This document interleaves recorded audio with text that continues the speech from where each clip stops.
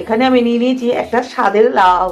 লাউটা আমি হাফটা নেব, কেটে ডুমো ডুমো করে কেটে নেব। লাউটাকে ডুমো ডুমো করে কেটে নিয়েছি, আর একটা মূলো একদম পাতলা পাতলা করে কেটে নিয়েছি। এটা একটু সেদ্ধ করে নেব, কারণ সবই তো সারের, একটু ভাপ দিয়ে জলটা ফেলে দেবো। 200 মটর ডাল আর 150 মতো মুগ ডাল। মুগ ডালটাকে হালকা করে ভেজে নিয়েছি। জল ফুটে গেছে, আমি প্রেশারে দেবো না, দিয়ে ডেচকিতে জল ফুটে গেছে, দিয়ে দেবো মটর ডালটা।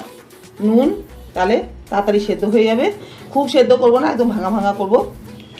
ডালটা মিডিয়াম আঁচে রেখে ফুটিয়ে নিয়েছি। এই যে আধা ভাঙা হয়েছে, পুরোটা গলাবো না। করে নিয়েছি লাউ আর মূলোটা, এটা দিয়ে দেবো ডালে।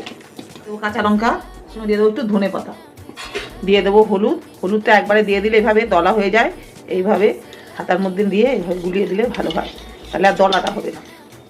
লাউ, মূলো, ধনে পাতা, কাঁচা লঙ্কা দেওয়ার পর ডালটা ফুটে গেছে, এবার আমি এটা নামিয়ে নেবো। কড়াই দিয়ে দিয়েছি সর্ষের তেল, তেলটা গরম হয়ে গেছে। এখানে দিয়ে দেবো তেজপাতা, শুকনো লঙ্কা ফোড়নে।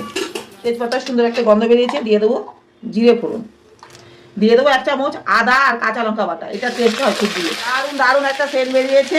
এবার আমি দিয়ে দেবো ডালটা, দিয়ে দেবো একটু মিষ্টি। এই ডালটা টকবক করে ফুটে গেছে, আমি 2 মিনিট ফুটিয়ে নিয়েছি। হয়ে গেছে আমার লাউ, মূলো, ধনে পাতার ডাল শীতে।